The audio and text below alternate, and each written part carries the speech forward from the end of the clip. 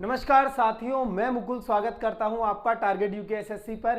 तो अभी तक हम लोग लास्ट क्लास में देख चुके थे मानस खंड में वर्णित जो प्रमुख स्थान थे।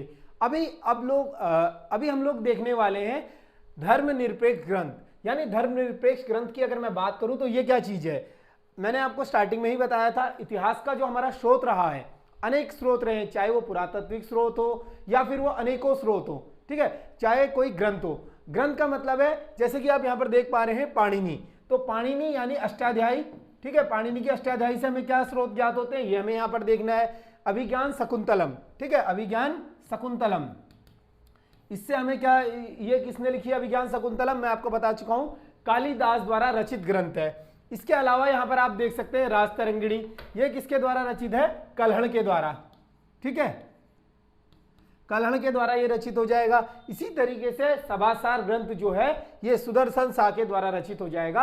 और इन्हीं ग्रंथ से हमें क्या मिलता है, इतिहास की एक विस्तृत जानकारी मिलती है। आगे हम देखेंगे कि लोक साहित्य से भी हमें जानकारी मिलेगी। तो फिलहाल जो है हम इस क्लास में देखने वाले हैं आज धर्मनिरपेक्ष ग्रंथ। तो 11वीं क्लास है, उम्मीद करूंगा आप सभी लोग जो है प्रॉपर रिवीजन कर रहे होंगे पिछली क्लासेस का। तो चलिए शुरुआत करेंगे इस क्लास से।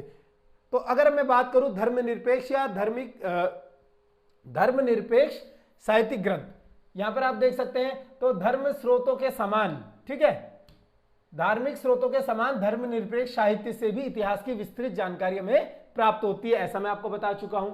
इसके अलावा अब यहां पर हम देखेंगे अनेकों प्रकार के, जिनकी हमने जिक्र करी थी अभी, लगभग 4 मैंने आपको बताया था, लेकिन लगभग 10 से 12 ऐसे ग्रंथ हैं जिनसे हमें इतिहास की विस्तृत जानकारी मिलती है। इतिहास कहां का, उत्तराखंड का, मतलब कहीं ना कहीं पाणिनि की अष्टाध्यायी में उत्तराखंड का जिक्र हुआ होगा।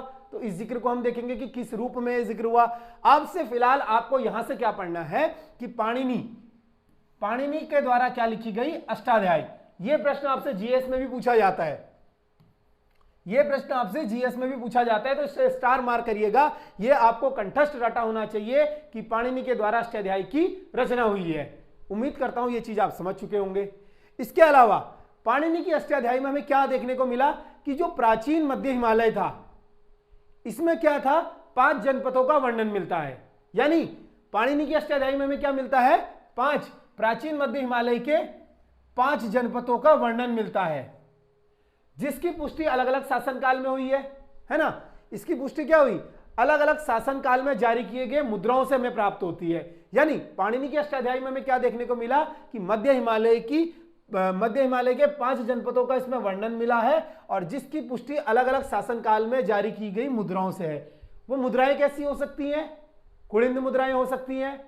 मुद्राएं कैसी हो सकती हैं, कुलिंद मुद्रा हो सकती है, मौर्यकालीन मुद्रा हो सकती है, या फिर कुषाण मुद्रा हो सकती है। अभी तक आपने इनमें से कोई सी भी मुद्रा नहीं देखी है ना, आपने अभी तक इनमें से कोई सी भी मुद्राएं नहीं देखी हैं।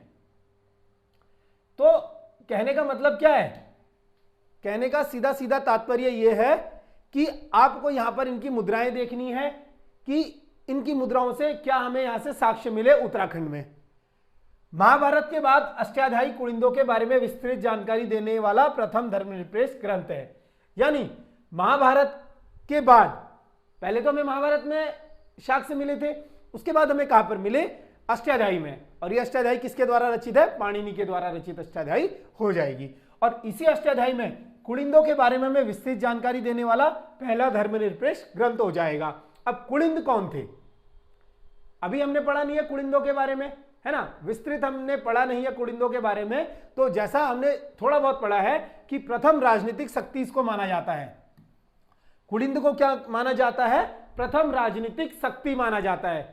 हमने इसके राजा देखे थे अभी, आगे हम इसकी मुद्राएं पढ़ेंगे, अमोघ भूति प्रकार की मुद्राएं हम पढ़ेंगे, या फिर छत्रेश्वर प्रकार की मुद्राएं पढ़ेंगे। तो जब आप आगे को जैसे जैसे चलते जाएंगे, इसके बारे में विस्तृत जानकारी आपको मिलती जाएगी। फिलहाल के लिए आप ये नोट करिए, महाभारत के बाद जो पाणिनि की अष्टाध्यायी है, कुलिंदों के बारे में विस्तृत जानकारी देने वाला पहला धर्मनिरपेक्ष ग्रंथ ये हो जाएगा। अच्छा, ये ग्रंथ आपको देखना है 5वीं सदी ईस्वी पूर्व में रचित सबसे बड़ा ग्रंथ माना जाता है। जो पाणिनि की अष्टाध्यायी है, कौन सी सदी में रचित सबसे बड़ा ग्रंथ माना जाता है, तो 5वीं ईस्वी पूर्व सदी में रचित सबसे बड़ा ग्रंथ ये माना जाता है। इसको नोट कर चलिएगा, ये इंपॉर्टेंट पॉइंट है। और आगे चलेंगे हम लोग नेक्स्ट ग्रंथ की ओर। नेक्स्ट हमारे पास क्या है, अभिज्ञान शकुंतलम। तो अभिज्ञान शकुंतलम ऐसा तो है नहीं आपको अनसुना सा लग रहा होगा, अभी तक इसके हम बहुत बार जिक्र देख चुके हैं उत्तराखंड में। जो अभिज्ञान शकुंतलम तथा मेघदूत है ये किसके द्वारा रचित है? कालिदास के द्वारा। ये मैं आपको बार बार बता चुका हूं, अब उम्मीद करता हूं आपको ये चीजें याद हो गई होंगी। तो कालिदास द्वारा रचित क्या है? अभिज्ञान शकुंतलम। और मेघदूत की रचना किसने करी है? कालिदास ने करी है। ऐसा माना जाता है, मैंने आपको पहले बताया था जब मैं आपको कर्णवाश्रम पढ़ा रहा था, तो वहीं पर क्या हुआ, जो मेघदूत और अभिज्ञान शकुंतलम के कुछ अंश वहीं पर लिखे गए थे कालिदास के द्वारा, है ना। आपको यह चीज याद होगा, ये आप देख सकते हैं अभिज्ञान शकुंतलम महाकवि कालिदास के द्वारा रचित है, और ये क्या है? मेघदूतम, ये भी क्या है? महाकवि कालिदास द्वारा रचित है। और ऐसा मैंने आपको बताया था कि माना जाता है कि मेघदूत और अभिज्ञान शकुंतलम के कुछ अंश जो थे कहां पर लिखे गए थे? कर्णाश्रम में लिखे गए थे। ठीक है, यह चीज को याद रखिएगा कि कर्णाश्रम में क्या था कि इसके मेघदूत और अभिज्ञान शकुंतलम के कुछ अंश लिखे गए थे। इस ग्रंथ की रचना उत्तराखंड में की गई मानी जाती है, और उत्तराखंड में भी कहां पर? कर्णाश्रम में की गई मानी जाती है कि कुछ अंश जो है इसके कालिदास ने वहां पर लिखे थे। उत्तराखंड में अलग अलग स्थानों पर विस्तृत वर्णन मिलता है। इस ग्रंथ में क्या है? उत्तराखंड के अलग अलग स्थानों का वर्णन मिलता है। जैसे मैंने आपको एक चीज याद बताई थी, रिकॉल करो, फूलों की घाटी का जिक्र, है ना। इस किताब में कर्णवाश्रम क्षेत्र को प्राचीन विद्यापीठ बताते हुए एक साम्राज्य की राजधानी भी बताया गया है। यह बहुत इंपॉर्टेंट पॉइंट है, आपसे पूछ सकता है एग्जामिनर, किस ग्रंथ में कर्णवाश्रम क्षेत्र को प्राचीन विद्यापीठ की साम्राज्य बताते हुए राजधानी बताया गया है? तो आपको बताया गया है महाकवि कालिदास के अभिज्ञान शकुंतलम तथा मेघदूत ग्रंथ में। इसके अलावा मैंने आपको बताया था फूलों की घाटी, ये कहां पर है? आपकी चमोली में, है ना। ये राष्ट्रीय उद्यान हो जाएगा, फूलों की घाटी राष्ट्रीय उद्यान। और यही फूलों की घाटी राष्ट्रीय उद्यान का जिक्र हमें अभिज्ञान शकुंतलम में देखने को मिलता है। ठीक है, इस चीज को आपको समझना है, कभी भी फूलों की घाटी का जिक्र आ जाए उसमें स्पेशली मेंशन कर अभिज्ञान शकुंतलम या मेघदूत में इसको स्पेशली मेंशन कर फूलों की घाटी को क्या कहा गया है? अलका। इस चीज को याद रखिएगा, ये बहुत इंपॉर्टेंट टर्म है, ये पूछता है एग्जामिनर कि कालिदास द्वारा रचित अभिज्ञान शकुंतलम मेघदूत में फूलों की घाटी को किस नाम से वर्णन किया गया है। ठीक है, इस चीज को याद रखिएगा, आगे आपके बहुत काम आने वाला है। इसी आधार पर भारतीय पुरातात्विक स्रोत यानी ASI archaeological survey of India विभाग ने इस क्षेत्र का सर्वेक्षण शुरू किया, है ना। इस क्षेत्र का सर्वेक्षण शुरू करा क्योंकि ये ऐतिहासिक उसकी राजधानी रही थी, विद्यापीठ की एक। ठीक है, इसके अलावा इस ग्रंथ में फूलों की घाटी को दुनिया का सबसे अलग स्थान बताते हुए, फूलों की घाटी को इस ग्रंथ में क्या बताया गया है? दुनिया का सबसे अलग स्थान अलका नाम से संबोधित किया गया है। यह प्रश्न एग्जाम ओरिएंटेड प्रश्न है, और इस प्रश्न को आपको हाईलाइट कर चलना है, क्योंकि एग्जामिनर ये बार बार पूछता है। क्या पूछता है कि फूलों की घाटी को अभिज्ञान शकुंतलम और कालिदास के मेघदूत में क्या कहा गया है? तो अलका वो कहा गया है, ऐसा आप नोट करेंगे। इसके अलावा सरस्वती नदी का प्राचीन वर्णन इस ग्रंथ में हमें प्राप्त होता है। सरस्वती नदी, मैंने आपको बताया था ना, सप्त सिंधु प्रदेश में अलकनंदा, यहां से सरस्वती नदी निकल रही है ना। तो यही सरस्वती नदी को इसमें क्या बताया गया है? इसका वर्णन भी इसमें हमें प्राप्त होता है। इन्हीं ग्रंथों में गुप्त यूनान गणदेश के ऐतिहासिक तथा सांस्कृतिक भूगोल का वर्णन भी मिलता है। ठीक है, गुप्त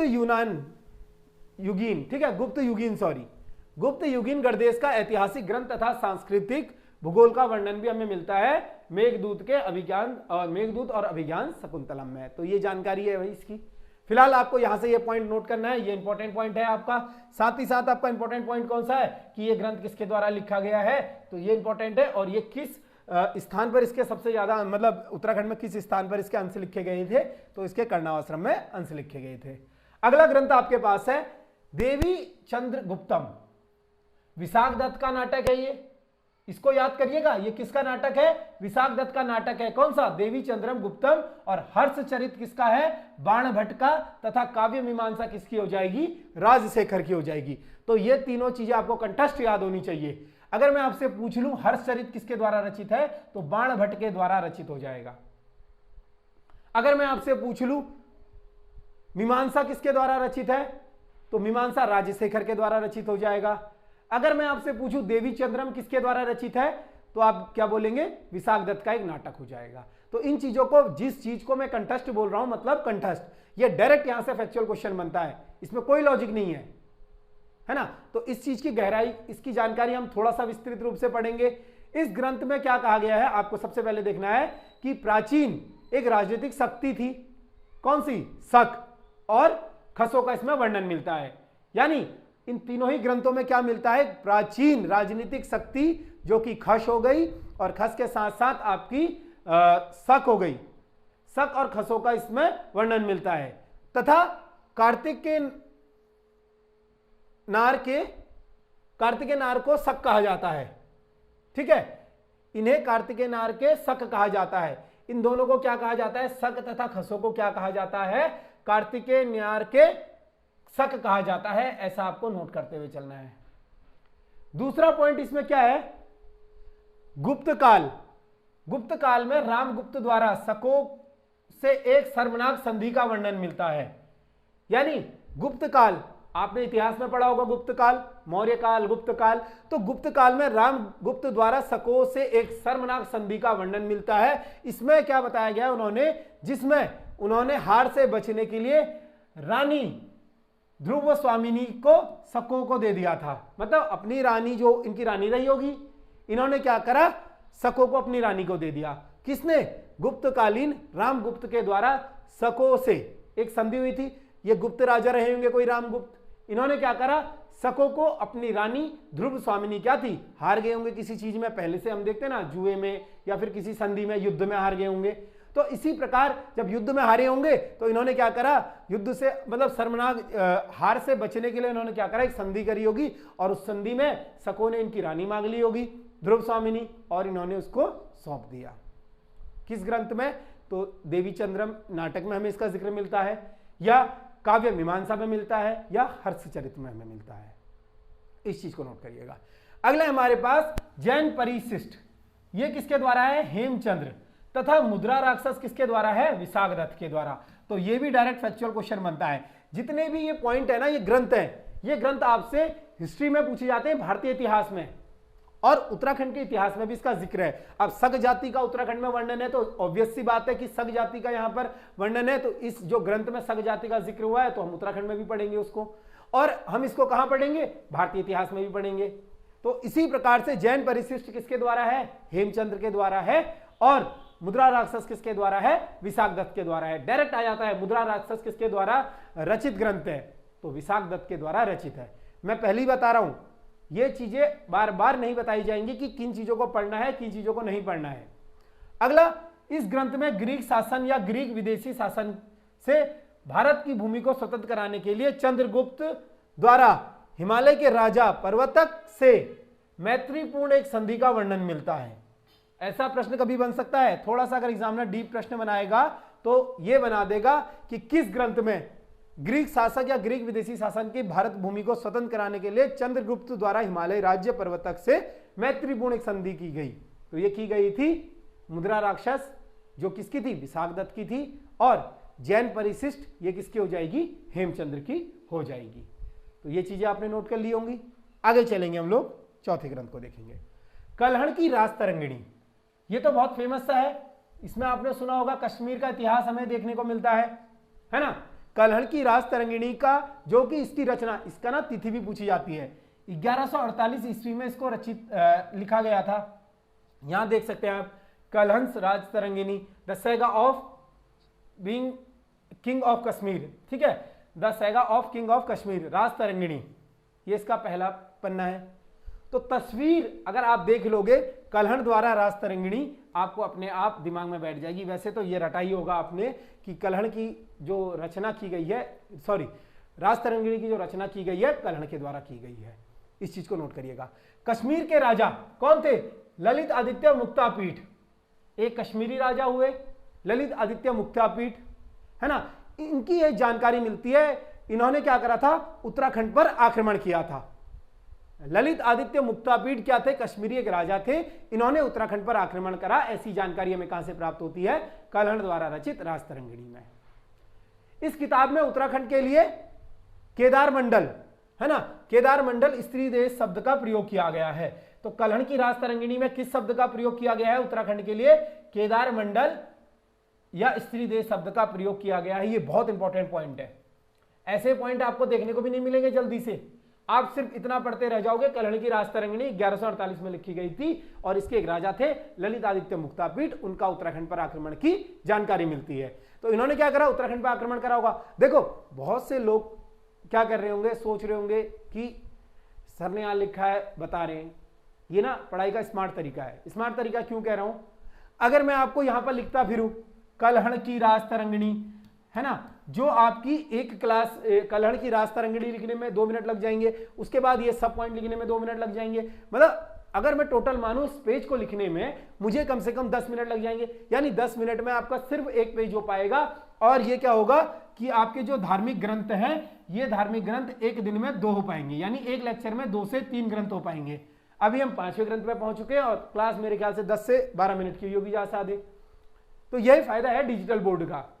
बहुत से लोग सोच रहे होंगे पीछे लिखा ही तो है, स्मार्ट बनो। ये ऑफलाइन इंस्टीट्यूशन में होता है, आपने अक्सर देखा होगा ऑफलाइन इंस्टीट्यूशन में क्या होता है, उन्हें कोर्स खींचना होता है ना। उनको कोर्स क्यों खींचना होता है? या तो मंथली आपसे ले रहे होंगे, है ना, 1500 रुपए मंथली ले रहे होंगे, या फिर वो क्या कर रहे होंगे, एक पैकेज बना दिया होगा 20,000 रुपए में पूरा उत्तराखंड का कोर्स या 12,000 रुपए में पूरा उत्तराखंड का कोर्स।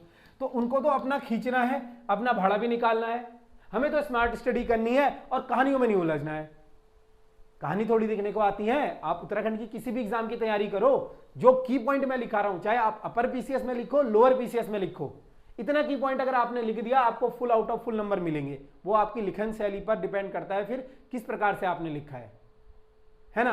तो स्मार्ट बनिए, स्टडी को स्मार्ट तरीके से करिए। ये पुराने मेथड है कि एक टीचर खड़ा हो गया और बोर्ड पे लिखा जा रहा है। अगर मैं इसी डिजिटल बोर्ड पर आपको सेम वही क्लास कराऊं जो ऑफलाइन इंस्टीट्यूशन में या फिर हमने पहले से देखी है ना, मैं किसी को टारगेट नहीं कर रहा हूं यहां पर, मैं सिर्फ आपको एक चीज बता रहा हूं। बहुत से छात्रों के मन में ऐसे क्वेश्चंस आते हैं, तो उस क्वेश्चंस को मैं दूर कर रहा हूं कि मैं ऐसा काम नहीं करूंगा यहां पर कि आपने देखा सर खड़े हो गए और सर ने क्या करा भाई कि जो व्हाइट बोर्ड है, एक मैंने क्या करा, एक ऐसी एक आपको एग्जांपल देता हूं, एक ऐसा व्हाइट बोर्ड करा और कलहण की रास तरंगिणी यहां पर लिख रहा हूं। ऐसे में आपको भी पढ़ने में मजा नहीं आएगा, है ना। आपको भी पढ़ने में कब मजा आएगा? आपको पढ़ने में कब मजा आएगा? जब आपको यहां पर कलहण की रास तरंगिणी दिखेगी। आपको पढ़ने में मजा कब आएगा? जब ये पूरा ऊपर हेडिंग लिखी होगी और मैं इस चीज को आपको समझा रहा हूं। तो ऐसे पढ़िएगा, ठीक है। तो चलिए ज्यादा नहीं बात करेंगे इसके बारे में। कलहण की रास तरंगिणी में स्त्री देश का वर्णन सर्वप्रथम व्रत संहिता कलहण की रास तरंगिणी तथा विदेशी यात्रा वृत्तांत वेनसांग की सीयू की से मिलता है। वेनसांग क्या था? एक चीनी यात्री था, है ना। वेनसांग एक चीनी यात्री था जो हर्षवर्धन के काल में भारत आया था। और ये क्यों भारत आया था? तो संभवतः वेनसांग चीनी यात्री था, तो चाइना में जो था बौद्ध धर्म का ये लोग जानकारी लेने आए थे। क्योंकि आपने इतिहास में देखा होगा, इतिहास में क्या है, भारत कहीं ना कहीं जो बौद्ध धर्म की एक भूमि माना जाता है ना। गौतम बुद्ध का जन्म यहीं हुआ, ज्ञान उन्होंने यहीं पर करा, श्रावस्ती चाहे सारनाथ में कराओ। तो सब कुछ जब यहां पर हुआ तो उन लोगों को क्यूरियोसिटी थी, चाइनीज लोगों को, कि बुद्ध ने किस प्रकार से यहां पर कार्य किया होगा। आप ज्यादातर देखोगे बौद्ध धर्म का जो विस्तार है यह आपको चाइना में मिलेगा। तो इसीलिए जो चाइनीज राइटर थे, राइटर मतलब चाइनीज इतिहासकार थे, उन्होंने भारत का भ्रमण करा और भारत का भ्रमण करने के पश्चात उन्होंने जहां जहां गौतम बुद्ध ने अपनी सभाएं करी थी या अपने उपदेश दिए थे या उनका जन्म हुआ था या जहां पर उनका निर्वाण हुआ था, तो उन स्थानों को उन्होंने पर्सनली जाकर वहां पर विजिट किया और पर्सनली जाने के बाद वहां से साक्ष्य इकट्ठा करे और उनके बारे में जानकारी लिखी। तो इसी जानकारी में स्त्री देश का वर्णन सर्वप्रथम व्रत संहिता कलहण की रास तरंगिणी तथा विदेशी यात्री वृत्तांत वेनसांग की सीयू की से मिलता है। वेनसांग द्वारा एक ग्रंथ है, अभी आप आगे पढ़ेंगे। वेनसांग उत्तराखंड में भी आया था, उत्तराखंड में काशीपुर आया था लगभग 636 ईस्वी में। यह प्रश्न आपसे पूछ चुका है एग्जामिनर, तो देखिए कितना फैक्चुअल प्रश्न पूछता है। और वेनसांग जो भारत आया था लगभग 629 ईस्वी में भारत आया था हर्षवर्धन के दरबार में। इस तिथि को भी मत लिखिएगा, है ना, इस तिथि को आपको इतिहास में लिखाया जाएगा। एक बार क्रॉस चेक कर लेना, कुछ आपका भी तो काम है। मैं आपको हिस्ट्री और उत्तराखंड दोनों की क्लास में थोड़ी पढ़ा सकता हूं, बस आपको चीजें रिलेट करवा रहा हूं। तो इस तिथि को चेक कर लेना। वेनसांग भारत कब आया था? हर्षवर्धन के दरबार में आया था। और कब आया था मतलब दरबार मतलब उसके समय में भारत आया था, जब हर्ष का शासन था यहाँ पर तब वेनसांग आया था, और इसी प्रकार से काशीपुर आया था 636 ईस्वी में, और हरिद्वार भी आया था और उसने हरिद्वार को अलग अलग चीज कह के संबोधित करी, उसको हम आगे को पढ़ेंगे। नेक्स्ट हम देखेंगे, नेक्स्ट आपके पास है सभासार ग्रंथ। ये तो आपने पढ़ा ही होगा, अगर नहीं पढ़ा है तो इस चीज को जानिए। सभासार ग्रंथ किसकी रचना है? सुदर्शन शाह की, और 1828 में लिखी गई थी। अब सुदर्शन शाह कौन है? ये टिहरी के राजा हैं, 55वें राजा पंवार वंश के।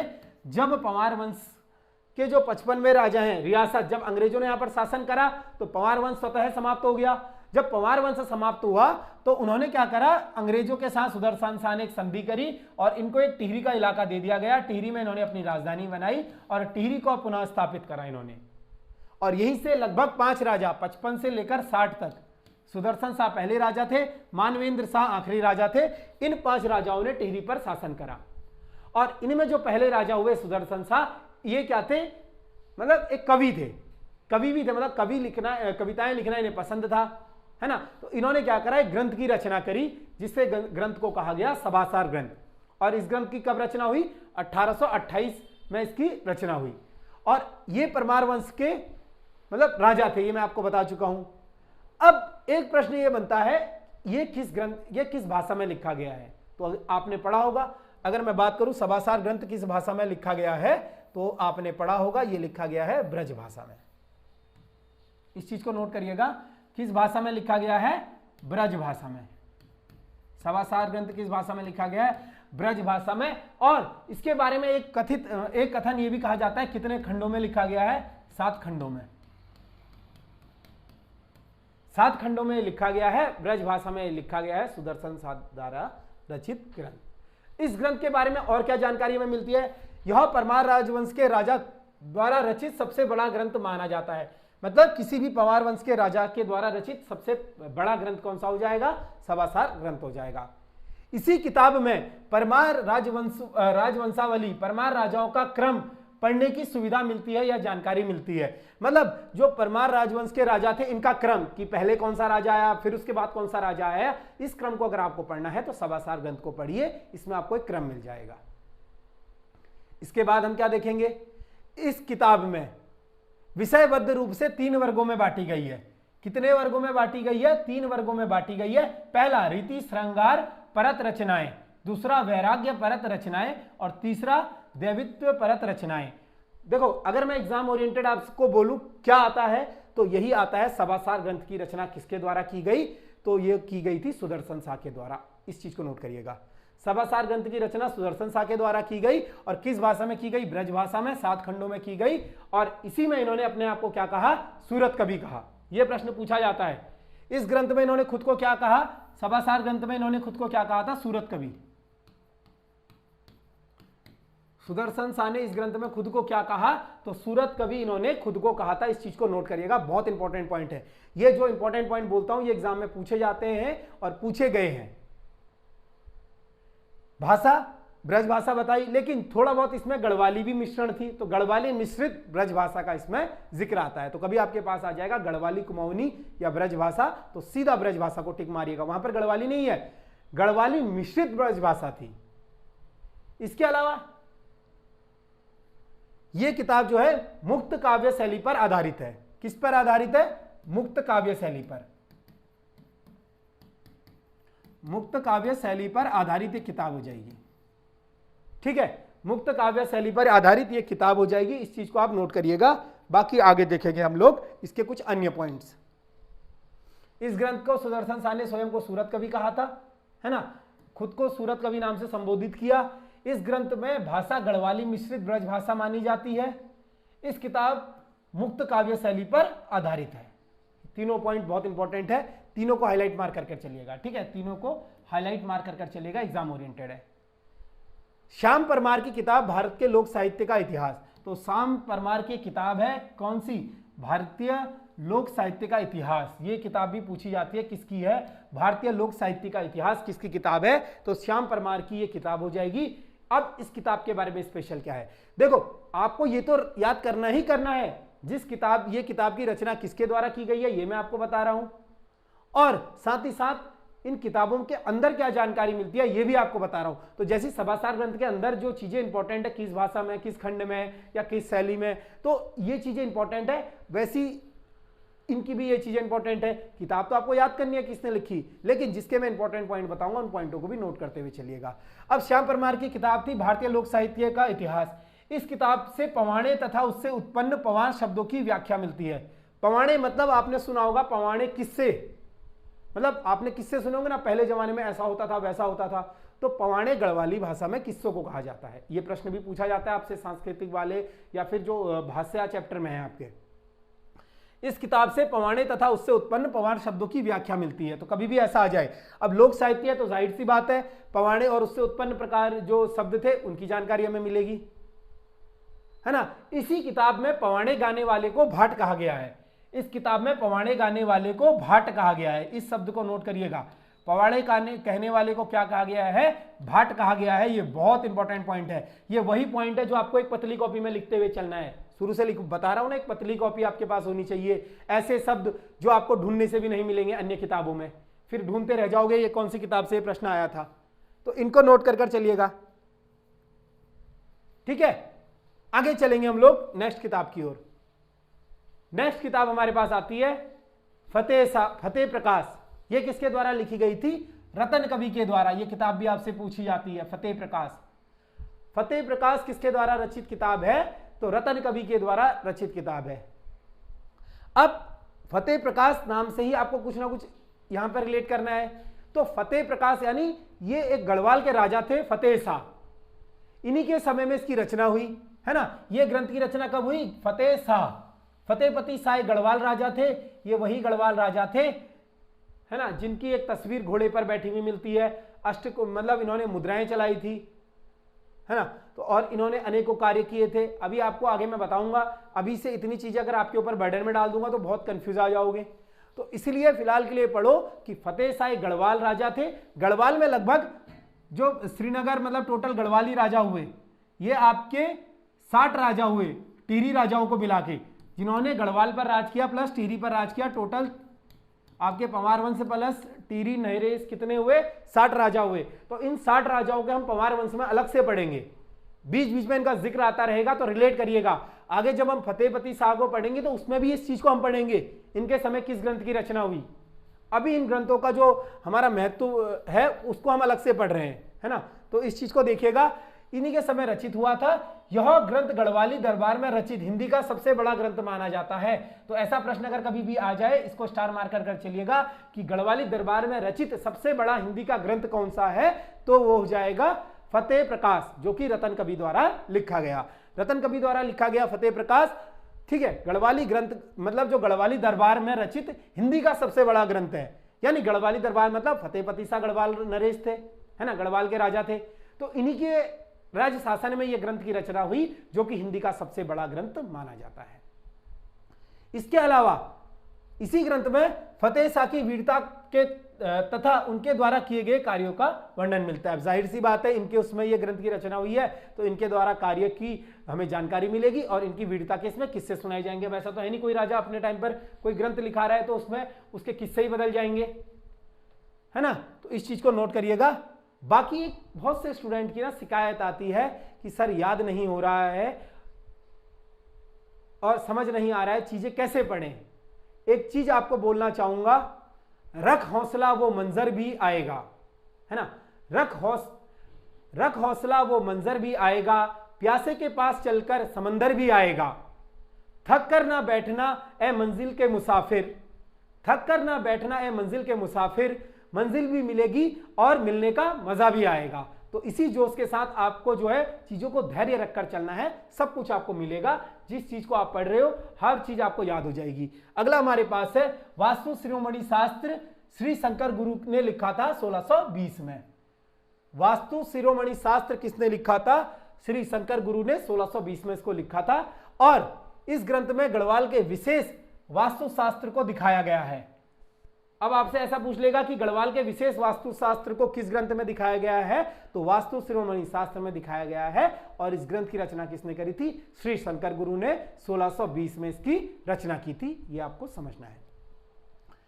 जो गढ़वाल दरबार में रचित सबसे बड़ा ग्रंथ है।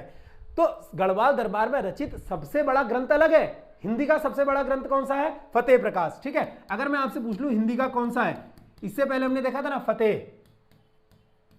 फतेह प्रकाश, जो कि इससे पहले हम देख चुके हैं, रतन कवि के द्वारा लिखा गया है, हिंदी का सबसे बड़ा ग्रंथ।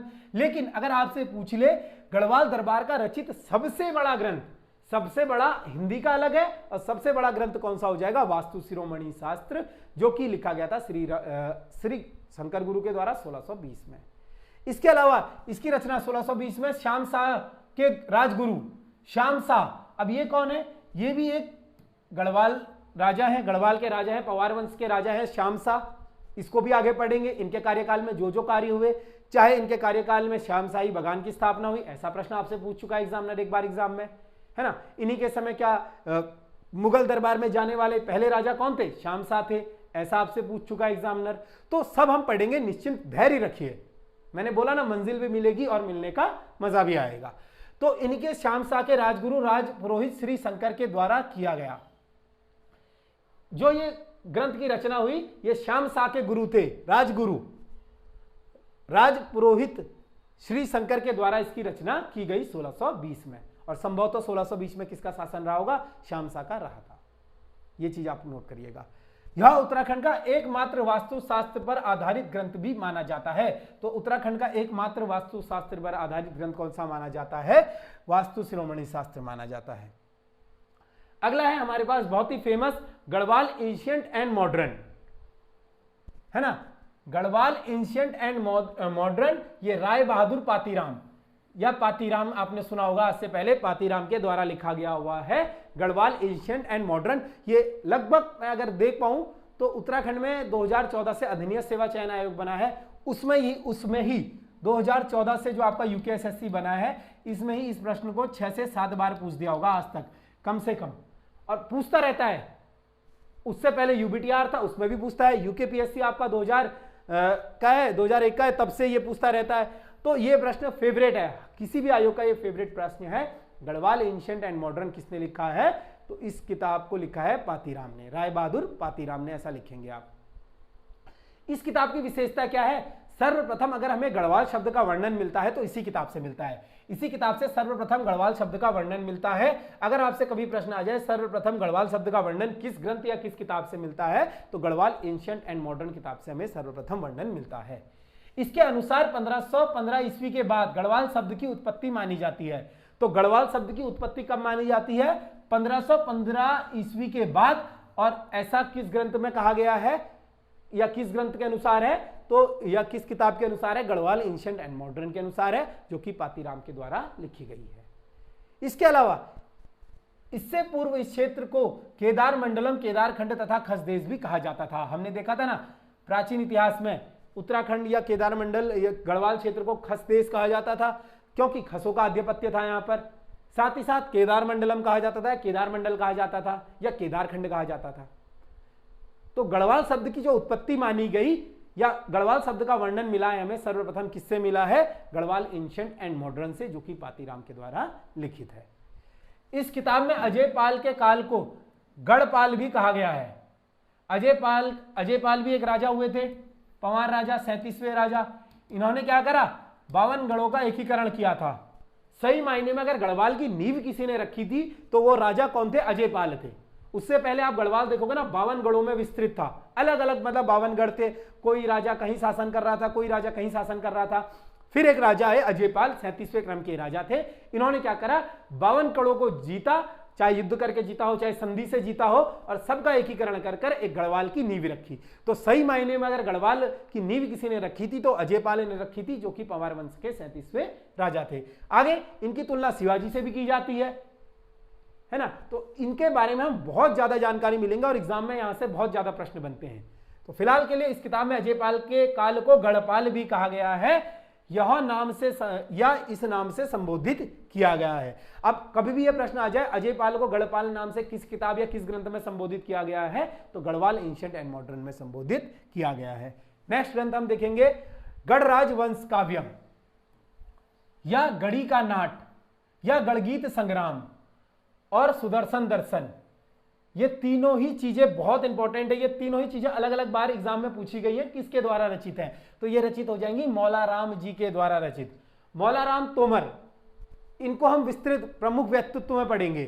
फिलहाल मौला राम के बारे में इतना जानिए। मौला राम एक बहुत बड़े क्या थे, पेंटर थे, चित्रकार थे, चित्रकार के साथ साथ कवि थे। क्या थे, चित्रकार थे, कवि थे। कौन, मौला राम जी, जो कि दिल्ली दरबार से इनके वंशज आए थे और यही श्रीनगर में रहकर इन्होंने गढ़वाल चित्रकला का क्या करा था, गढ़वाल चित्रकला को पूरे रूप से मतलब वो करा था, एक टाइप से क्या कह सकते हैं आप, गढ़वाल चित्रकला को सामने लेकर आए थे। और इन्हीं के जो चित्र थे उनको बैरिस्टर मुकुंदीलाल सामने लेकर आए। तो मौला राम के बारे में बहुत इंपॉर्टेंट चीजें आपसे पूछी जाती हैं। एक बार तो एग्जाम में इनके पिताजी का नाम पूछ लिया था कि बताओ मौला राम के पिता कौन थे। तो इतनी गहराई से आपको पढ़ना है कि इनके पिता, इनकी माता, इनकी पत्नी और इनके द्वारा किए गए कार्य को तो आपको याद करना है। सबसे मेन इंपॉर्टेंट क्या है, गढ़राज वंश काव्यम किसके द्वारा रचित है, मौला राम के द्वारा रचित है। गढ़ का नाटक किसके द्वारा रचित है, मौला राम के द्वारा रचित है। गढ़ गीत संग्राम किसके द्वारा रचित है, तो यह भी मौला राम के द्वारा रचित है। सुदर्शन दर्शन किसके द्वारा रचित है, मौला राम के द्वारा रचित हो जाएगा। अब इस ग्रंथ, ये तो सब मौला राम के द्वारा रचित है। इन ग्रंथों में क्या कहा गया था, इसी ग्रंथ से गढ़वाल दरबार की विशिष्ट घटनाओं की जानकारी मिलती है। जैसे गढ़वाल दरबार में एक विद्रोह हुआ होगा, इसकी जानकारी कहां से मिलती है, इन सभी किताबों से मिलती है। पराक्रम शाह की अलग राज्य क्षेत्र की मांग तथा गढ़वाल की विशिष्ट इतिहास को पढ़ने का प्रमुख आधार यही किताब है। एक पराक्रम शाह थे, अब ये भी सारे राजा आएंगे, है ना, तो इन चीजों को आप याद करिएगा। आगे इन राजाओं को पढ़ोगे, इन राजाओं के कार्यकाल को पढ़ोगे। फिलहाल पराक्रम शाह के अलग राज्य क्षेत्र की मांग करी थी, उसकी जानकारी भी हमें इन्हीं किताबों से मिलती है, जो कि मौला राम के द्वारा रचित किताबें हैं। सुदर्शन दर्शन किताब ने, मौला राम ने सुदर्शन शाह को क्या बताया, परमार वंशीय, है ना। सुदर्शन दर्शन किताब में मौला राम ने सुदर्शन शाह तथा परमार राजवंशी की आलोचना की थी, जिसके कारण इन्हें गढ़वाल का फिरदौसी कहा गया। मौला राम को गढ़वाल का फिरदौसी कहा गया, इस शब्द को नोट करो, ठीक है। इस शब्द को क्या करो, एक अलग से जो मैंने आपको कॉपी बताई थी कि मौला राम को क्या कहा गया, गढ़वाल का फिरदौसी कहा गया। और क्यों कहा गया फिरदौसी, ये आपको मैंने बता दिया है, क्योंकि इन्होंने क्या करा था, अपनी किताबों में सुदर्शन शाह तथा परमार राजवंशियों की आलोचना की थी। जो राजा थे, इन राजाओं की आलोचना कर दी, तो इनको क्या उपाधि मिल गई, फिरदौसी इनको कहा गया। तो कभी भी आ जाए कि फिरदौसी किसको, निम्नलिखित में से फिरदौसी किसको कहा गया है, किसका उपनाम है, तो ये मौला राम जी को कहा गया था। क्यों, क्योंकि इन्होंने अपनी सुदर्शन दर्शन किताब में मौला राम ने क्या करा, सुदर्शन शाह और परमार वंशीय राजाओं की आलोचना करी थी। इस चीज को नोट करिएगा, बहुत इंपॉर्टेंट पॉइंट है, ठीक है। अगला हम लोग देखेंगे रामायण प्रदीपम। यह भी पूछा गया था, मेधाकर शास्त्री द्वारा लिखा गया है। रामायण प्रदीपम किसके द्वारा लिखा गया है, मेधाकर शास्त्री के द्वारा लिखा गया है। यह भी बहुत इंपॉर्टेंट है, ये ऐसे ही पूछता है, रामायण प्रदीप किसके द्वारा लिखा गया है, तो मेधाकर शास्त्री के द्वारा लिखा गया है रामायण प्रदीपम। और यह कब लिखा गया था, तो फिर गढ़वाल राजा, अब ये ना गढ़वाली ग्रंथ है, तो जाहिर सी बात है जब गढ़वाल राजा राज करेंगे उन्हीं के टाइम पीरियड पर लिखा गया होगा। तो एक राजा हुए प्रदीप शाह, इन्हीं के समय इस ग्रंथ की रचना हुई थी। इस ग्रंथ की रचना किसके द्वारा हुई थी, तो मेधाकर शास्त्री के द्वारा रामायण प्रदीपम की स्थापना हुई थी, और मतलब रचना हुई थी। और प्रदीप शाह के समय इस ग्रंथ की रचित, यह ग्रंथ गढ़वाल का संस्कृत का दूसरा सबसे बड़ा ग्रंथ माना जाता है। संस्कृत में लिखा है प्रदीपम, प्रदीप को क्या लिखा है, रामायण प्रदीपम, ठीक है, प्रदीप को क्या लिखा है, प्रदीपम। तो संस्कृत का सबसे बड़ा ग्रंथ जो रचित था गढ़वाल दरबार का दूसरा। अगर मैं पहले की बात करूं तो पहला कौन सा संस्कृत ग्रंथ था, तो मनोदय काव्य। हमने पहले पढ़ा था ना, मनोदय काव्य किसके द्वारा लिखा गया है, भरत कवि के द्वारा लिखा गया है। यह क्या है, गढ़वाल दरबार में रचित, है ना, गढ़वाल दरबार में रचित सबसे बड़ा गढ़वाली संस्कृत ग्रंथ कौन सा हो जाएगा, मनोदय काव्य। इससे पहले हम फतेह प्रकाश पढ़ चुके हैं, हिंदी में रचित सबसे बड़ा ग्रंथ, वो हमने पढ़ा। लेकिन अगर संस्कृत का पूछेगा सबसे बड़ा रचित ग्रंथ कौन सा है, तो मनोदय काव्य हो जाएगा, जो कि भरत कवि के द्वारा है। इसी के अलावा अगर पूछेगा सबसे बड़ा दूसरा संस्कृत का ग्रंथ कौन सा है, तो रामायण प्रदीपम है, जो कि मेधाकर शास्त्री के द्वारा लिखा गया है। अगला है हमारे पास पृथ्वी छंद तथा बद्री महात्यम।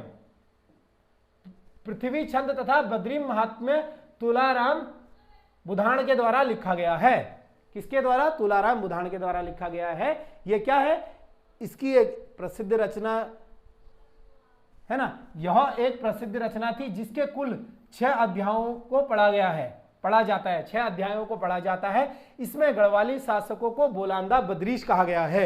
एक बार यह प्रश्न कहा गया था कि बोलांदा बद्रीश किसे कहा जाता है। ये ऑप्शन में थे आपके चंद राजा, कत्यूरी या पंवार राजा, या आपके मतलब पंवार राजा नहीं था, ये गढ़वाली शासक या गढ़वाल राजा या पंवार राजा जो भी है आपकी, या टीरी नरेश, ये सभी है ना। और इनमें से कोई नहीं, तो चंद राजा तो होंगे नहीं, कत्यूरी होंगे नहीं, बचे कौन? गढ़वाल राजा या टीरी नरेशों को क्या कहा जाता है? बोलांदा बद्रीश। तो बोलांदा बद्रीश की उपाधि किसे दी जाती है? गढ़वाल नरेशों को या गढ़वाल शासकों को दी जाती है बोलांदा बद्रीश की उपाधि। इस प्रश्न को छाप लीजिएगा अपनी किताब में, ये पूछा जाता है और 100% पूछा जाता है। जिन भी क्वेश्चनों को मैं अगर स्टार मार्क कर दूं तो ये समझ जाइएगा यही आपको चीजें पढ़नी है। देखो, एग्जाम निकालने के लिए बहुत जरूरी होता है कि क्या नहीं पढ़ना है। पढ़ना तो सब कुछ होता है, पर क्या नहीं पढ़ना है ये सबसे ज्यादा जरूरी होता है। अब आपने जीएस देखी, जीएस अनंत होती है। जीएस एक एग्जांपल दूं तो आपको जीएस एक समुद्र है, आप उससे बाल्टी जितना पढ़ते हो, एक बाल्टी जितना समुद्र से पानी निकालना है, इतना ही आप पढ़ते हो, एक बाल्टी जितना। और एक बाल्टी में से आपको एक कप जितना, छोटा सा कप जितना एग्जाम में आता है। तो इसमें इंपॉर्टेंट क्या हो जाता है कि आपको क्या चीजें पढ़नी है और क्या चीजें नहीं पढ़नी है। धर्मवल्ली 1911 में पंडित हरिदत्त नौटियाल, इसको सभी धार्मिक ग्रंथों का सार ग्रंथ भी कहा जाता है ना। धर्मवल्ली 1911 में पंडित हरिदत्त नौटियाल के द्वारा रचित एक ग्रंथ हो जाएगा। इसी को सभी धर्म ग्रंथों का सार ग्रंथ भी कहा जाता है। तो सभी धर्मों का सार ग्रंथ किसको कहा जाता है? धर्मवल्ली को कहा जाता है। और ये धर्मवल्ली ग्रंथ क्या था? 1911 में हरिदत्त नौटियाल के द्वारा रचित ग्रंथ हो जाएगा। ठीक है, इस चीज को नोट करिएगा। अब देखेंगे हम अंतिम, ठीक है, अंतिम जो हमारा ग्रंथ है ये कौन सा हो जाएगा? गढ़वाली छंदमाला। गढ़वाली छंदमाला लीलानंद कोटनाला, ये प्रश्न भी पूछा गया था। तो जितने भी ग्रंथ आपको लिखा है ना, सभी इंडिविजुअल अलग अलग एग्जामों में पूछे गए हैं। चाहे फतेह प्रकाश हो, चाहे सभासार ग्रंथ हो, चाहे गढ़वाल एंशिएंट एंड मॉडर्न हो, चाहे पाणिनि की अष्टाध्यायी हो या कल्हण की राजतरंगिणी हो, ये डायरेक्ट एग्जाम में ऐसे ही पूछे जाते हैं। ये किसके द्वारा रचित है? इनके अंदर की चीजें तो इंपॉर्टेंट हैं, लेकिन ये भी अपने आप में इंपॉर्टेंट है, ये किसने इनकी रचना करी। तो गढ़वाली भाषा में रचित गढ़वाली छंदमाला लीलानंद कोटनाला का प्रसिद्ध किताब है। गढ़वाली छंदमाला किसकी प्रसिद्ध किताब है? गढ़वाली भाषा में। ये आपसे पूछ सकता है गढ़वाली छंदमाला है तो जाहिर सी बात है गढ़वाली भाषा में होगी। और किसकी किताब है? लीलानंद कोटनाला की ये किताब हो जाएगी, जिसमें हमें गढ़वाली शब्दकोश प्राप्त होते हैं। गढ़वाली शब्दकोश प्राप्त होते हैं मतलब, शब्दकोश का मतलब क्या है? डिक्शनरी।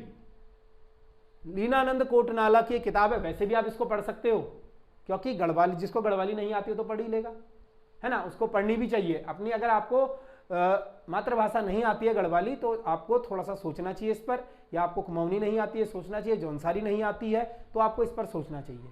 ये शर्म की बात नहीं है। आजकल के युवा क्या है, आप देखते हो मतलब कुमाऊं से लेकर हल्द्वानी आ जाते हैं तो शायद वो सोचते हैं कि हम विदेशी हो गए या फिर परदेसी हो गए, वो कुमाऊनी बोलने में शर्माते हैं। वही हाल देहरादून में है। अगर कोई गढ़वाल का व्यक्ति देहरादून आता है तो गढ़वाली भूल जाता है ना। माटू, माटू क्या हो जाती है? मिट्टी हो जाती है। यही मिट्टी को गांव में बोलते हैं ए बोई माटू, और यहां आकर क्या हो जाती है? मिट्टी। तो माटू हो या मिट्टी हो, अपने जो जुड़े हुए शब्द हैं इन शब्दों को याद करो। दोबारा समय आ रहा है उधर जाने का। आपके एग्जामिनर आपसे ऐसे प्रश्न पूछ रहे हैं आजकल, है ना। आप देख रहे हो कि आपके एग्जामिनर क्या है, अब दोबारा एग्जामिनर जो है आपको पीछे ले जा रहे हैं। अपने दादा दादी के साथ बैठो, मम्मी के साथ बैठो, घर में आपसी अपनी जो भाषा है उसमें बात करो, तो आपकी जो अपनी गढ़वाली लैंग्वेज हो, कुमाऊनी लैंग्वेज हो, उसको आप सीखो, वो आपको काम आ रही है। बल्कि मैं तो ऐसा कह रहा हूं, सरकार को, ये मेरा अपना व्यक्तिगत मत है, इस पर मैं किसी को वो नहीं करूंगा, सरकार को एक ऐसा कर देना चाहिए कि अलग से पेपर होगा 10 से 20 नंबर का या 50 नंबर का, जिसमें आपको लैंग्वेज चुननी होगी, चाहे गढ़वाली चुनो, चाहे कुमाऊनी चुनो, चाहे जौनसारी चुनो, जितनी हमारी भाषाएं चलती हैं उन भाषाओं के आधार पर आपको एक पेपर देना। क्वालिफाइंग होगा, खाली क्वालिफाइंग, ऐसा नहीं कि उसमें नंबर लाने या फिर मेरिट बनाएगा। एटलीस्ट ये तो पता लगे हमारा जो पहाड़ी राज्य है इसकी मांग क्या है। आज हम भू कानून की मांग कर रहे हैं, क्यों कर रहे हैं? इसके पीछे तर्क यह है कि जो हम पहाड़ी हैं हमारा कोई अस्तित्व भी तो है। तो इसीलिए आप लोगों को इस चीज के बारे में सोचना है। बाकी ज्यादा बहस नहीं करेंगे। आपको नीलानंद कोटनाला की एक किताब आई तो हमें भी थोड़ा सा हमारा जो है पहाड़ी प्रेम जाग उठा, तो हमने भी इसके बारे में आपको थोड़ा सा ज्यादा बता दिया। ठीक है, तो वृत्त कौमुदी, छंदसार, पिंगल तथा राज फतेह शाह के समय रचित मतीराम की महत्वपूर्ण रचना है। तो वृत्त कौमुदी किसकी रचना है, या छंदसार पिंगल किसकी रचना है, तथा राज फतेह शाह के समय, ये सब किसके समय लिखे गए, फतेह शाह के समय लिखे गए। वृत्त कौमुदी, छंदसार, पिंगल तथा राज, ये सब फतेह शाह के समय लिखे गए। फतेह शाह को बताया गढ़वाल राजा थे, और ये किसने लिखे, मतीराम के द्वारा महत्वपूर्ण रचनाएं हैं। तो मतीराम की रचनाएं भी पूछी जाती हैं, इनको अलग से लिखेगा कि मतीराम के द्वारा कौन कौन सी रचित रचनाएं हैं। ये रचनाएं तो पूछता है किसके द्वारा रचित है, साथ ही साथ आपसे पूछता है किस राजा के समय रचित है। और सभाभूषणम हरिदत्त शर्मा का है, एक नाटक है जो कि सुदर्शन शाह पर बनाया गया है। तो सभाभूषणम हरिदत्त शर्मा का एक नाटक हो जाएगा, किस पर बनाया गया है, सुदर्शन शाह पर बनाया गया है। तो ये है आपके धार्मिक जो ग्रंथ है इनकी जानकारी। पूरे हमने 14 लगभग धार्मिक ग्रंथ देखे, आगे को जो आएंगे हम उनको अलग से देखेंगे, लेकिन इनकी जानकारी हमें इतिहास कालीन मिलती है, इसलिए हमने इन्हें पहले पढ़ा। इसके बाद जितने भी राजाओं का जिक्र आएगा, पवार राजा चाहे टेरी राजा, उनको हम पढ़ेंगे और वहां पर भी इन रचनाओं का या ग्रंथों का जिक्र होगा, तो वहां पर भी हम इन चीजों को पढ़ेंगे। फिलहाल के लिए आप इस क्लास को पढ़िएगा और प्रॉपर रिवीजन करिएगा, तभी आपको चीजें हो पाएंगी। एग्जाम में कितना ही समय हो, हर चीज में धैर्य की जरूरत होती है। ऐसा नहीं है कि एक ही दिन में आपने पढ़ा और सभी आपको याद हो गया और एग्जाम क्वालिफाई हो गया। हर चीज समय मांगती है, कुछ समय लगेगा पढ़ने में। बाकी क्लास में कोई भी दिक्कत आ रही हो तो बताया है, किसी भी नंबर पर संपर्क कर सकते हो, है ना। ऐसा नहीं है कि आप लोगों को क्लास में कोई भी दिक्कत आ रही है, या फिर मेरे को भी पर्सनल व्हाट्सएप 9410905102 पर आप संपर्क कर लेना। कोई भी दिक्कत होगी मुझे व्हाट्सएप कर लेना पर्सनली कि ये चीज़ समझ में नहीं आई, या इस चीज़ को आपने कैसे लिखा, या गलत बता दिया, या जो कुछ भी हो। आपको कुछ शिकायतें होंगी या फिर कुछ क्वेरीज होंगी, इस नंबर पर मुझे संपर्क कर लेना। बाकी इसके बाद वाली क्लास में हम लोग क्या देखेंगे, इसके बाद वाली क्लास में हम लोग देखेंगे जो लोक साहित्य है, चाहे वो राजूला मालूसाई हो। राजूला मालूसाई की कहानी तो सभी ने सुनी होगी, प्रीतम भरतवान का एक फेमस सा गाना, या फिर जीतू बगड़वाल के आपने सुने होंगे किससे। तो इन सभी को हम अगली क्लास में देखेंगे, और प्रॉपरली रिवीजन करिए, नोट्स बनाइए। जल्द मुलाकात होगी आपसे अगली क्लास में। क्लास को देखने के लिए धन्यवाद।